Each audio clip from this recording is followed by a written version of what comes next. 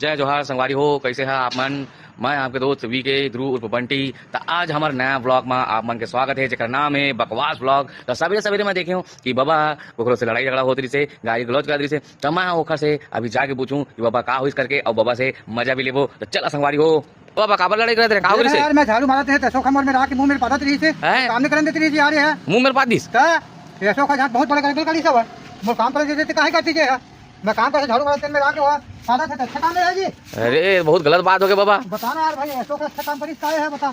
बोल मुंह में रात पादत काम करते नहीं मेरा। ये तो तोर का बड़ा ना इंसाफी हो गए। बता देखना अच्छा काम नहीं करी का बताना भला नहीं है सियान आदमी हो के बताना भला भाई मुंह मार पादत अच्छा बात है अशोक है।